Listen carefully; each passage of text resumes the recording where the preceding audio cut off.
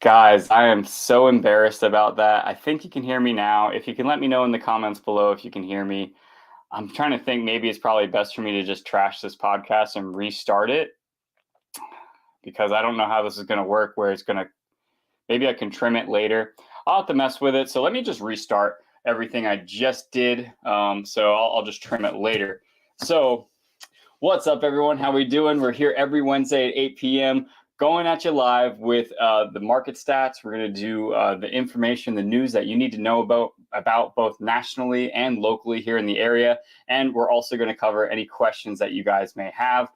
Thank you so much for letting me know that my volume wasn't on, guys. Super embarrassed about that. Sometimes it's just one little adjustment and that's all it takes. So we're back on it. So I want to share some things here that's going to go into the national market, and then we're going to go into the market stats and then the local news. I think that's a better format, so I can kind of build the picture from macro, what's going on here, to micro, what's going on here. So let's go ahead and start it out.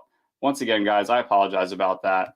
I'm not perfect. I try, but take a look here. So Fed Chair Powell says smaller interest rate hikes could start in December. Okay, so Federal Reserve Chairman Powell confirmed Wednesday that smaller interest rate increases are likely ahead and could start in December.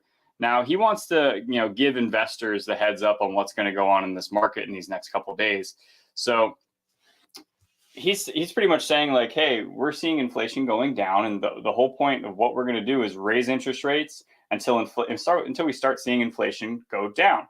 So last month that happened, and then they've seen a downturn in mortgage interest rates when that news came out, when inflation was actually lower. So they're trying to. He's saying for the next couple months they're not going to raise it as aggressively as they were before, right? They were doing 75 BPS pretty consecutively over month, and now they might do, maybe they'll do 50 BPS. We'll see what happens in the future, but I think he's just kind of signaling to people like, hey, this is what's going to happen. And I know the Fed, they've said they want to do a soft landing, whatever that means. Maybe that's like realtor code word for like a mini crash, or whatever that is. Maybe not with the housing market, but apparently with everything else. So I think that's a really interesting news story. Let's go on to another news story here. And this is, I think, which I cover all the time, is you need to be reading past the headline, right? And also, like, when you're reading these headlines, you got to think, like, when you're comparing this year to last year, it's apples to oranges. Last year was the craziest real estate market anyone's been a part of. Interest rates were 3.5%, versus today they're 6.5%, 7%. It is different. There's no doubt about it. So let's take a look at this next one here.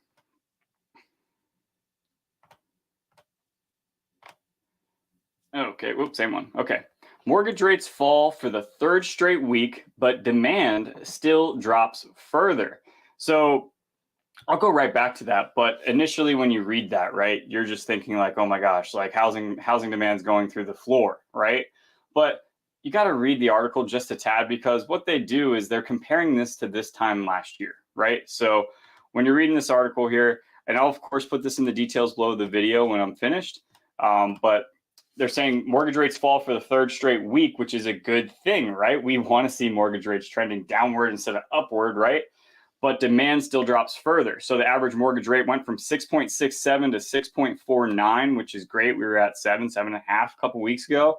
Mortgage applications to purchase a home gained 4% from the previous week, which the previous week was up 2%. But demand was 41% lower than the same week 1 year ago. No duh. Like, obviously, today, with our higher interest rate environment, with inflation at an all-time high, with Ukraine, with all these issues going on, elections, obviously demand is lower. But the biggest driver of that is going to be the interest rate. So when you're comparing, if they said demand still drops and we're below 2019, 2018, 2017 levels, okay, that's an argument. That's a headline that makes sense. This is just misleading. So either way, guys, let's see here. I'm going to look at some comments here, because obviously I did mess up here. So we got someone here from Naples, Florida, Blue Sky Odyssey. Naples, I hear, is also still in a very competitive market, which is pretty astounding compared. I mean, actually, St. Johns County, and I'll cover that here in a second. When you're comparing St. Johns County to Flagler County, St. Johns County is doing much, much better in terms of what their market is. St. Johns County is in a seller's market. Palm Coast, Flagler County, for the most part, pretty much in a buyer's market at this point. So we're a long way off of that, but we'll cover the stats here. And as you can see, guys, I did mess up some things. I didn't have my sound on. Debbie, nice to see you again. Yeah, and I feel bad because it looked like we had some good viewers on here. And yeah, thank you so much, Debbie. I completely muted it. But hey, you know, swing and a miss. We're thinking of selling and moving to St. Augustine. Hey, you know, St. Augustine's a beautiful little town. It's definitely a little bit different than Naples, that's for sure. But that's also a good thing too, right? So different strokes for different folks, and maybe that's not your stroke anymore. You want to move up here, a little bit slower of a life, a little different. But yeah, if you have any questions, reach out to me directly. I'd love to be able to help. So let's head on to the next thing, guys. Like I said, if you do have any questions about any of the news articles that I'm covering here, let me know in the comments below or any of the stats I'm going to be covering. I'm going to hop into the market stats right now. So let's go ahead and do that.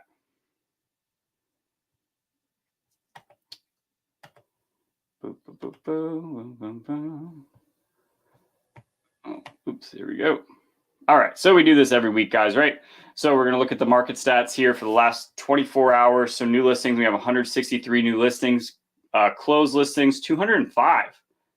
Now, I just want to take a pause there real quick, guys. That's actually the first time in several weeks that closed has been above new listings. And this is the first time I'm looking at it today. Let's take a look at the week and see how that looks, because I think that's going to be pretty interesting to look at too. If just the daily, right, is like that. So let's see what the week looks like here. Maybe that'll tell a different story. New listings, 676. Closed listings, 608.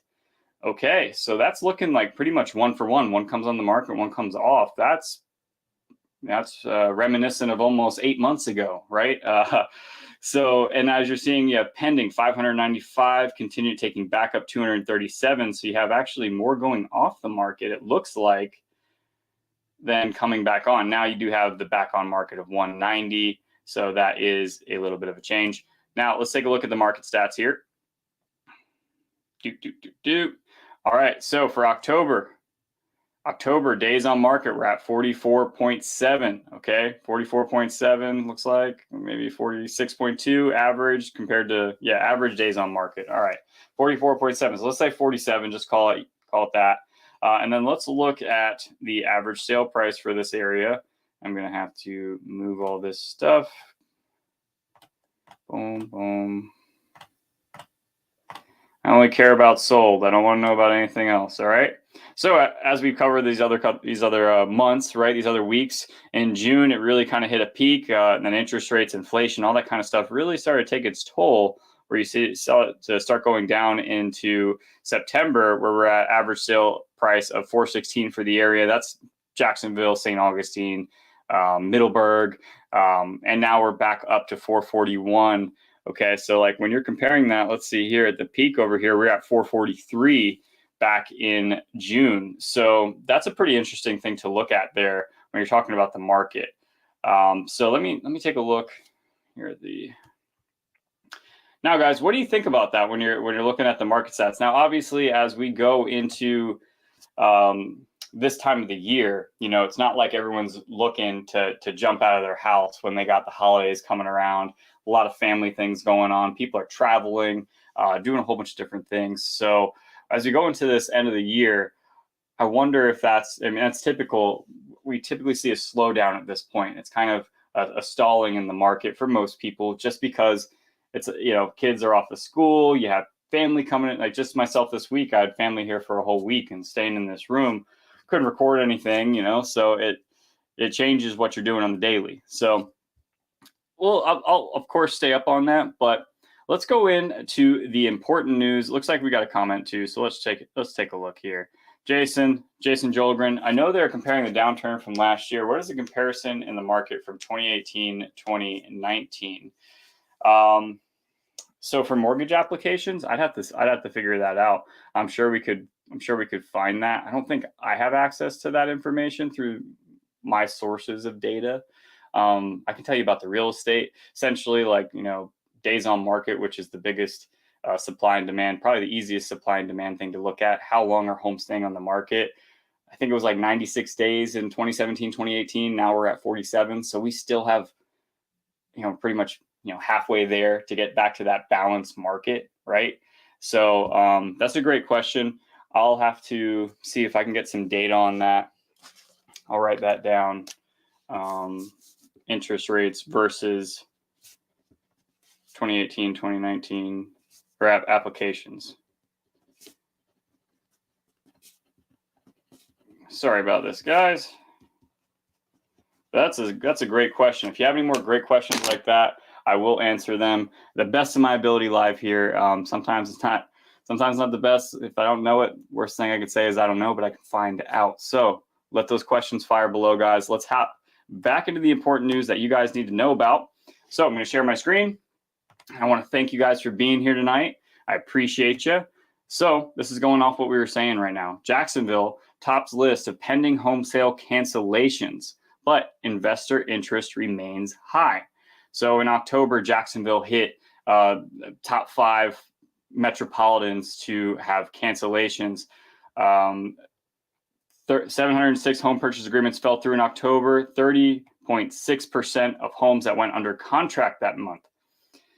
That is pretty significant. They've been on that list for a couple of months, but they're also saying that investors are still very, very heavy in Jacksonville.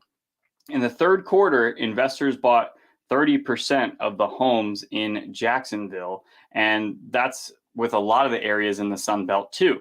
So they're talking about Miami, they're talking about Atlanta, Las Vegas, all of those numbers, they're buying a quarter of the inventory in that market.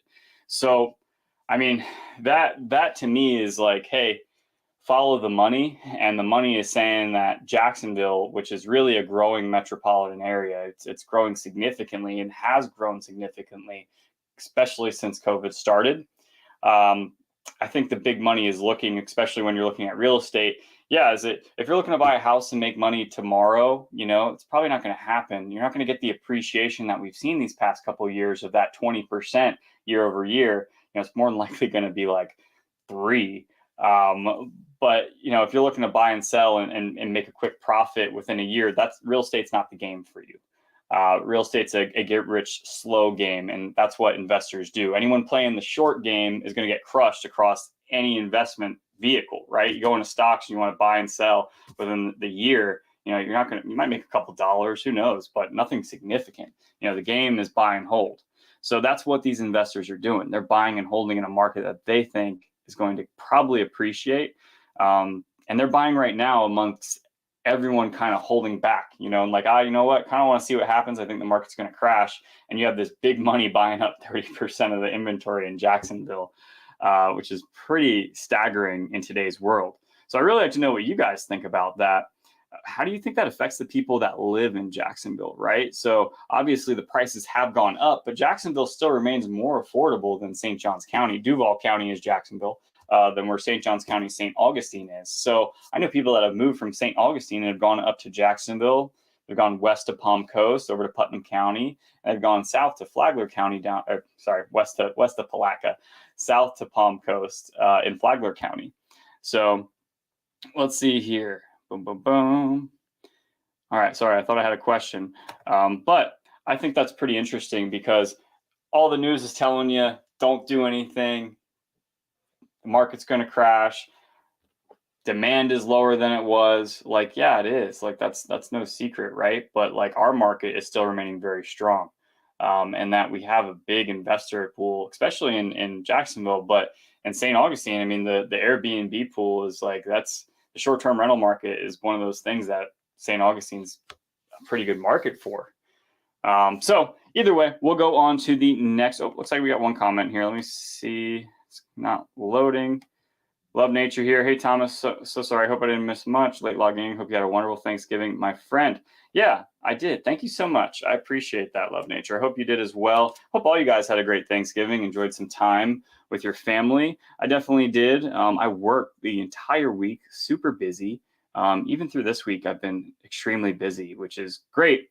But I haven't got a chance to relax. So I'm looking forward to possibly doing that maybe next week. I don't know. We'll find out. Let's see here. Debbie Williams. Are title companies giving any incentives for cash buyers? Are title companies giving any incentives for cash buyers? No, not that I know of. No, it's a pretty cheap transaction for a cash buyer. Honestly, it's not like anything crazy in terms of your fees for what it costs when you're using a title company and everything, and you're getting a mortgage. Your closing costs are a lot, but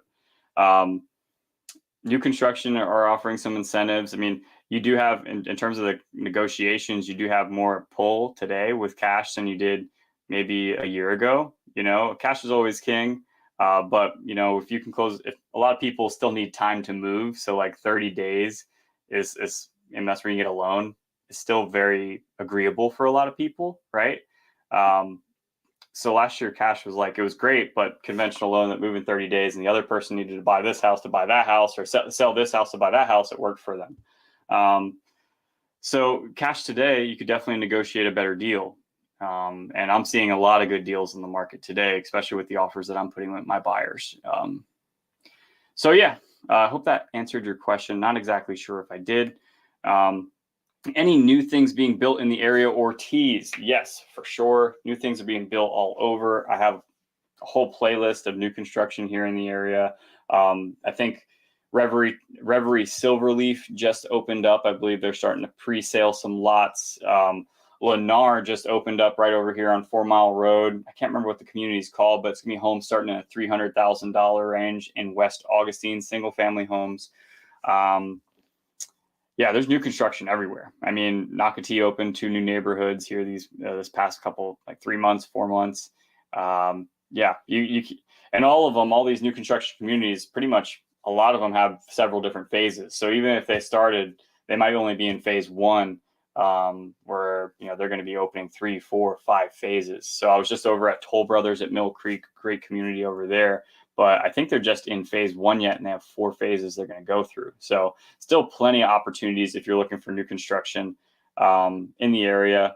Just depends on what you're looking for, your price point, all that stuff I can help out with. Just reach out. Not sure I like all the investors buying up the property. Our neighborhood was family oriented, but now there's a lot of vacation rentals. But I have to admit, I guess I would sell to an investor.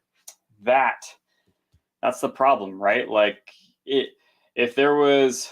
At the end of the day, it's about money, right? It's about who's going to pay me the most money for this property. And if the investor pays you the most money with the least amount of hassle, great. But, if you have a person who's like, hey, I live here, I plan on using the house, and they tell you that, you're technically not supposed to anymore. That's like the letters you write to the seller. That's a no-go. That is an ethical violation. You're not supposed to do it because it crosses fair housing laws as well.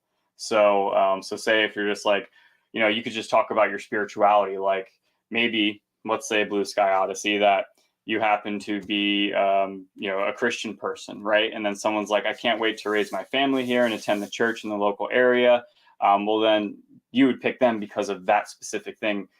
Religion is a protected class. You can't do that. So either way, if you could somehow differentiate and say, hey, this person's going to live in this house, they're going to raise their family here, family is also a protected class, you can't talk about that, then that would be something I think is great. But right now, there's nothing like that, because it's just, well, one, it's a protected class, but it's whoever pays you the most money, right? If an investor is going to come by, pay you the most money, that's the way to go, right? Because he's going to pay you cash more than likely. He's going to be able to move, and he'll probably nickel and dime you on the inspection. Of course, they'll write up a lot of times what we're seeing with investors is they'll write up the contract, right? And then when the inspection comes, then they'll want the world once you're in contract. And it's like, bro, like, come on, you knew the AC was this year's old when you got into the contract. Like, what are you doing? But that's just how they operate. It's how they make their marginal gains, right? But at the end of the day, it's who's going to pay you the most money for the property and make it worth it for you. So I know that's a big problem too when you're looking at like this past year. You had your cash buyers, you had your conventional buyers, and then you had your FHA and VA buyers. I don't look at it like this, but this is how sellers look at it, right?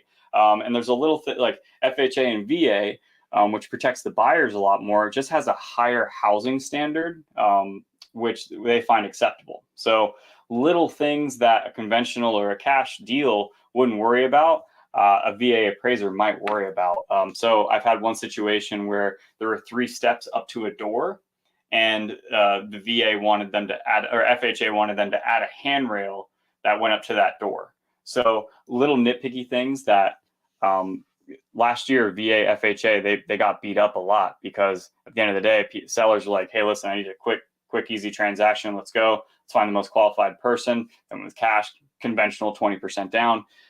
So VA was getting beat up a lot last year. So I know I went off on a couple tangents there with that question. I hope it kind of touched on that a little bit. But let's go here. We would want a non-HOA neighborhood so we can park our RV, maybe a half acre of land. I mainly want a good low crime neighborhood. So once again, I can't talk about funny. I think it's so funny. I can't talk about crime of what I think is a good neighborhood, a bad neighborhood. Those are all things that you can kind of self-discover on your own. I do have a video that talks generalities about and using Florida Department of Law Enforcement stats about where the crime's at versus St. Johns County, Duval, Flagler County. So I do have a video for that if you want to take a look in my library there. But one great neighborhood, I also have a listing in that neighborhood, St. Augustine South, no HOA neighborhood. Most of the houses sit on about 1/4 of an acre. There are some that have a 1/2 of an acre, probably in the $400,000 to $500,000 to $600,000 range. But it's a great little neighborhood. You also have intercoastal access. So you have 2 boat ramps that are right on the intercoastal. That's public boat ramp. So great little neighborhood that you might want to check out. I do also have a video on St. Augustine South. You can check that too.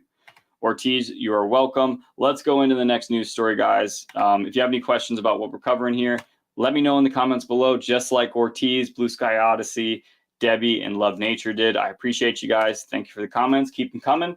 Let's go on to the next one here. All right.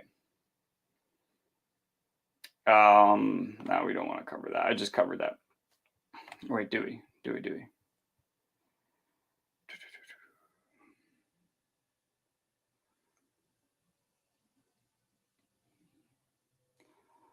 Yeah, so this study came out and I was reading it and it just didn't make any sense to me, right? So this study here are talking about rental vacancy rates and the amount of foreclosures that are happening. So the study showed that nearly 50% of the homes for sale in Orlando are in foreclosure. Following Fort Lauderdale was number 2, following Gainesville, Miami, and Jacksonville. And that just doesn't make sense to me. That's not possible, honestly. And the report shows that out of 3,664 Jacksonville homes on the market, 1,700 of those homes are foreclosed, according to GoBankingRates.com.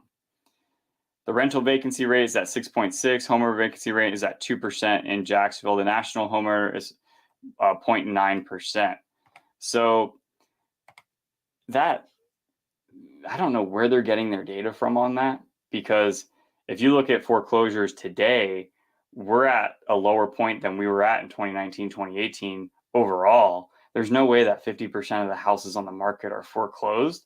I'm not sure where they're getting that data from. And maybe it's like, they missed a payment and the foreclosure process started, but I bring it up because I think it's interesting, but I think that needs some better reporting, some deeper dive on that, because foreclosures here in the area, you have such a large increase in prices over these past couple of years. I think in St. Johns County now it's 14%, but if you would have looked at May, we were up, I think, 28% year over year. So yeah, it's gone down since May, but 14% year over year, that's still really, really great. So if you were underwater on your house, you would just be able to sell it without, you'd probably make some money on it, So I think that's a really interesting little thing there. But let's go on to the next one. Boom, boom, boom. All right.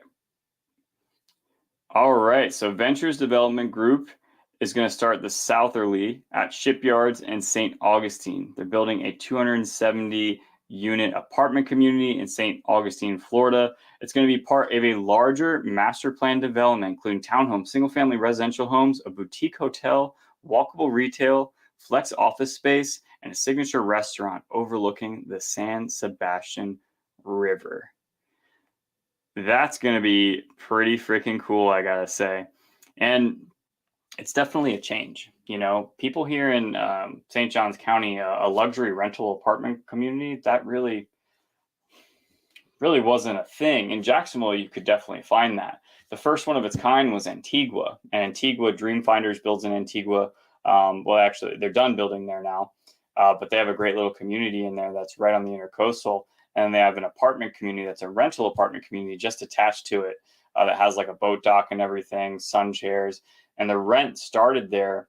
When I was looking, we were between buying and renting. We were thinking about renting there. It's like 4 years ago now.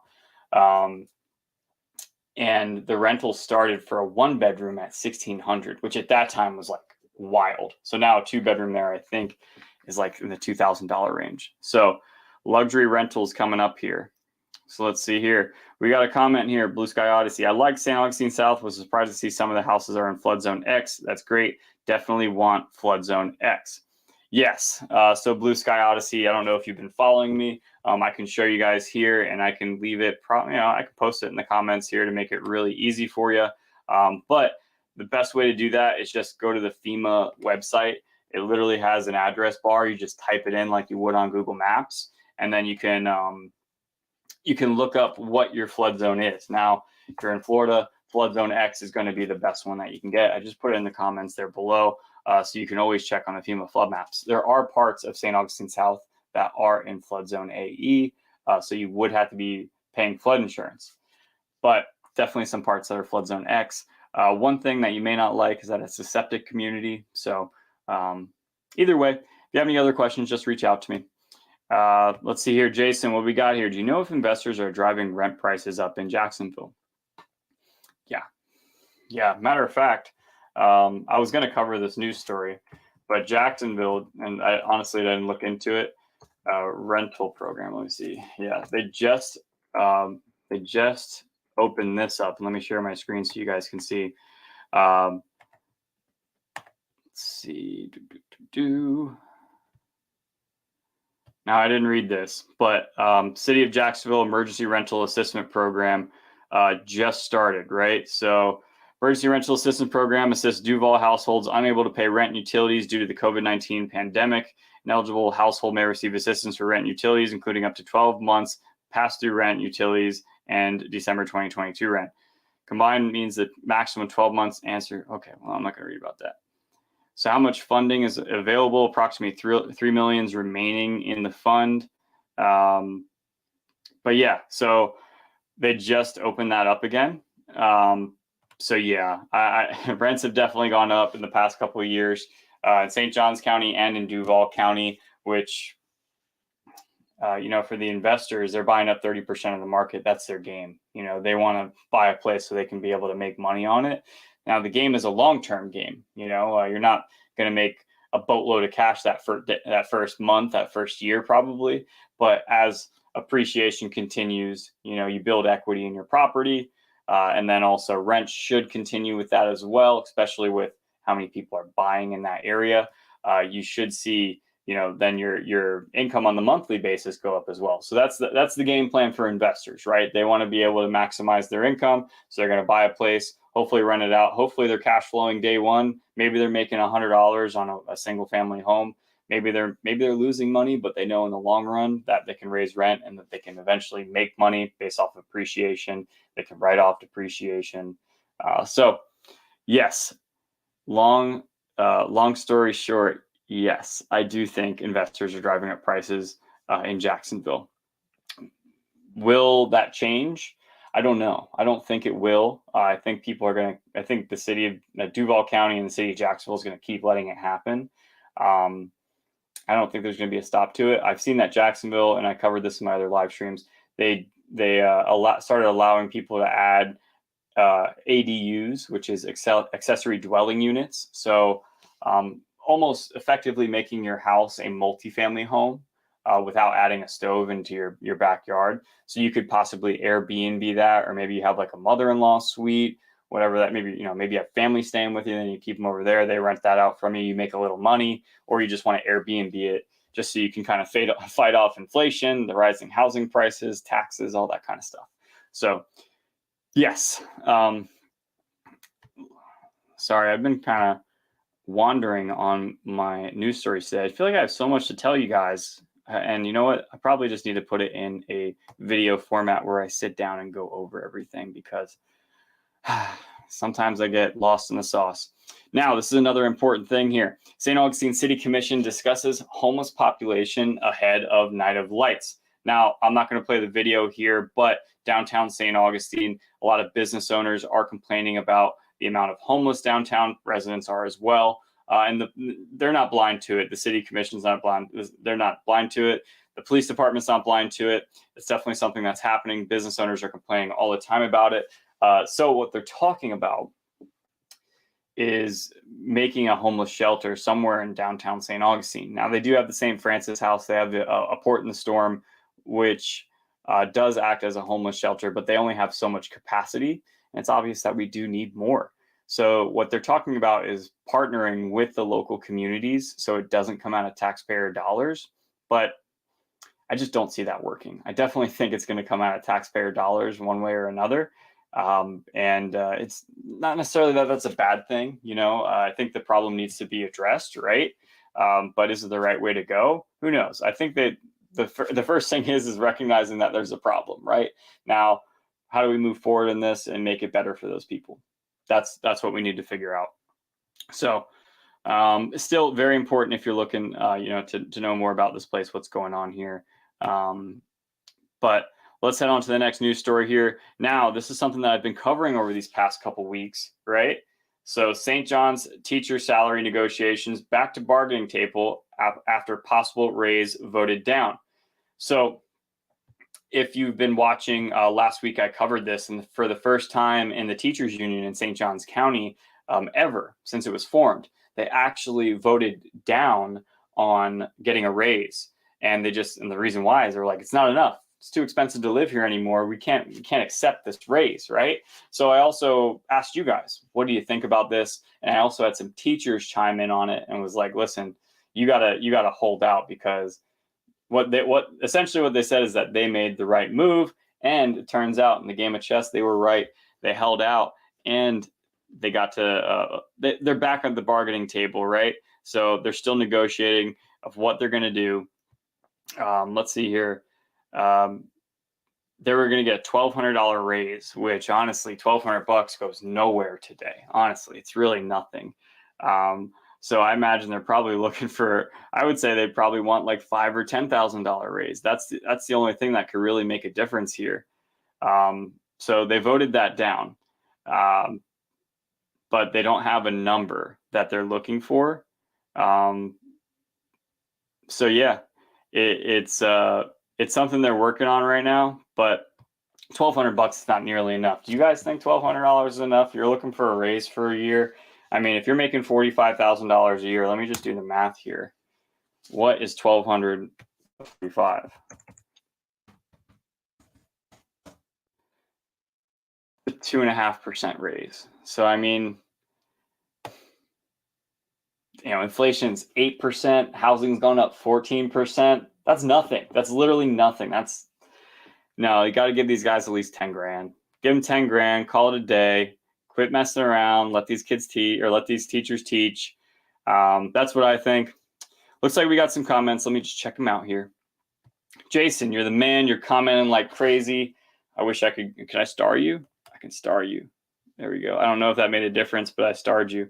We were just there last week. We did not think the problem was bad at all compared to other areas we visited. And you know what? That's the other thing too, is I've lived in a whole bunch of different places, and it doesn't bother me one bit. I just always like to bring it up because I can't say anything about it, but if you want to take a look at those news stories and go check it out, then it's there for you as a resource, But I lived in New York City, so to me, don't matter.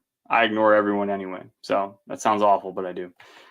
So let's go here. Another comment referring to the homeless. Okay, there we go. Boom. All right. Next comment. I don't think 2.5% raise is enough. I support paying teachers a decent wage. Yeah, I mean, you're making $45,000 a year. 2% net gives you $1,200. I mean, that's $1,200. I mean, 45,000, right? And then after taxes, I mean, you're probably at like 37, 35, probably, right? Let's just say, that 35 divided by 12. What is that? Let me see here. $3,000 a month, something like that. Is that it? A little bit less. Rent is $2,000 a month here. And then you got $1,000 for the rest of your expenses. Like, I mean, less than really. Gas is $3.50, right?